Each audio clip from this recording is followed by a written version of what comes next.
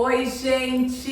Estou aqui com o Dr. Rodrigo, que é nutricionista e vai tirar todas as nossas dúvidas sobre vários temas da alimentação para um jogador de futebol.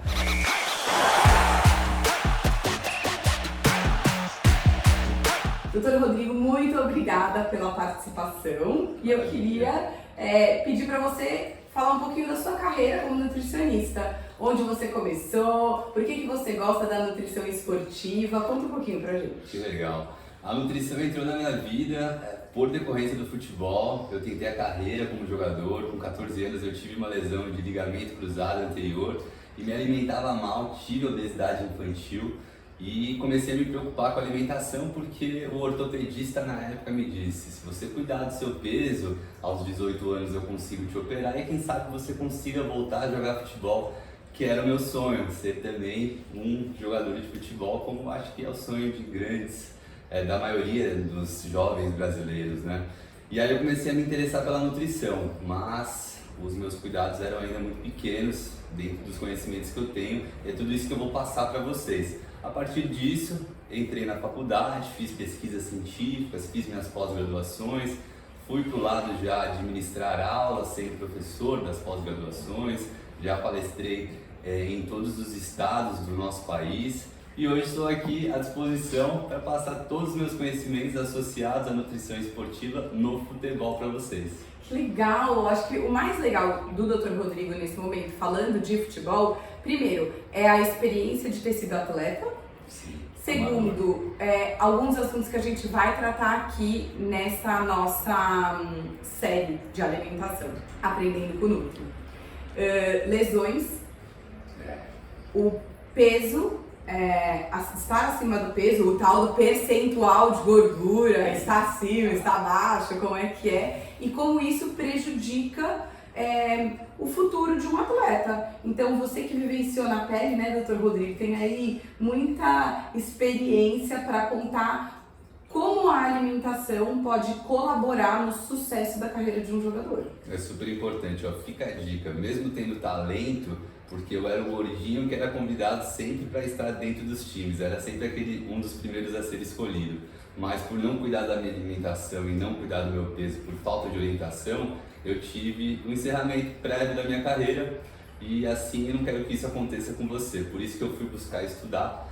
E agora a ideia é passar o conhecimento para que você já faça diferente e conquiste um resultado incrível daqui para frente, com dicas simples de colocar em prática em relação à nutrição e que vão te destacar em comparação àqueles que não levarem em consideração as dicas que a gente vai passar. Ótimo, então quem tá aí comendo errado, indo no Mac, se entupindo de sushi, não sabendo direito montar o prato, bora, vamos aprender aqui com o Dr. Rodrigo para ter bastante sucesso na nossa alimentação. Vem com a gente! Que maravilha!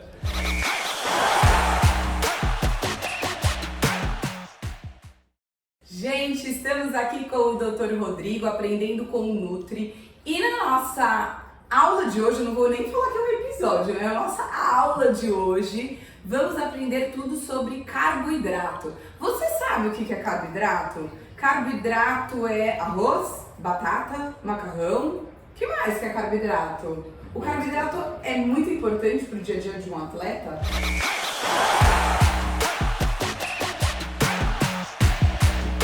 Fala pra gente sobre isso, Dr. Rodrigo. Vamos lá, carboidratos, o nome já coloca que ele hidrata o seu corpo. Esse carboidrato ele é estocado no seu músculo e também no seu fígado e é a principal fonte de energia de um atleta de todas as modalidades, principalmente no futebol. Então não vacila, você precisa consumir predominantemente no seu dia alimentos ricos em carboidratos.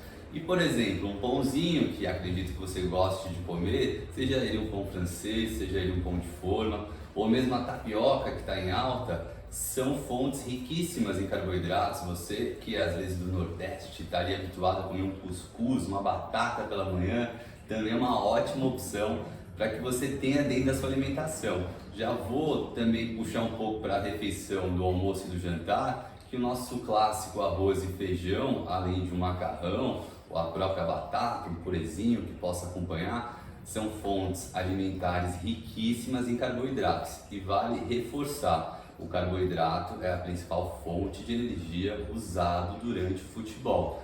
E tem estudos que deixam claro, se você estiver com os estoques de carboidrato no seu músculo baixo por uma má alimentação, ou seja, por comer pouco carboidrato durante o seu dia, o seu tempo de duração no exercício ele vai ser menor, ou seja, você vai se cansar mais rápido e você vai ter menos capacidade de atuar em alta intensidade. Ou seja, você não vai conseguir chegar naquela bola que foi lançada com a velocidade que você precisa, você vai ter dificuldade de fazer a movimentação que é exigido, porque você vai estar com cansaço não só físico, mas também mental. Então não vacila, além de não poder esquecer de citar as frutas. As frutas são riquíssimas em carboidratos. Não tenha medo da banana, não tenha medo do mamão, não tenha medo da manga ou qualquer outra fruta que você goste ou que você tenha ouvido algo contrário. Pelo contrário, a fruta pode estar presente e deveria, na verdade, em todas as refeições do seu dia. Inclusive os sucos, que também ajudam na hidratação e ajudam na reposição desse glicogênio muscular, que é um nome legal de você saber, que é o estoque de carboidrato no seu músculo. Tem também um estudo, só para colocar um parênteses, que mostra que após uma partida de futebol, metade desse estoque de glicogênio, que é a fonte de energia no seu músculo, ela foi eliminada. Então, se você não fizer uma boa alimentação depois de uma partida, e não só na refeição em sequência, mas todas as outras que virão, você não vai retomar aquele estoque de energia no seu músculo, e se você não tiver o estoque cheio, você vai ter prejuízo no seu desempenho e aumento de risco de lesão. Então não dá para bobear. E poxa, comer carboidrato é uma delícia, né? Se eu pudesse, que não sou atleta, me entupiria de carboidrato, mas isso também não é o ideal. Falando nisso, Dr. Rodrigo, fala um pouquinho pra gente da importância das porções, porque eu acho que também isso é uma dúvida do pessoal. Beleza, tem que comer carboidrato. É diferente a quantidade que eu, que falei que não sou atleta, tenho que comer, e de um jogador. Tanto um jogador das categorias de base que está em crescimento, quanto um jogador profissional, que, por exemplo, ele pode estar com 3 competições, então ele está com uma quantidade intensa de jogos, ou um jogador que joga só uma vez por semana, ou o jogador que treina 2 períodos, e o jogador que está lesionado. Isso tudo impacta nas porções, não impacta, doutor Rodrigo? Sempre. Sempre temos que levar em consideração que você vai ter que consumir de acordo com o que você gastar. E aí cada um vai ter um gasto. Se você gasta menos, você tem que consumir menos. Se você gasta mais, você tem que consumir mais.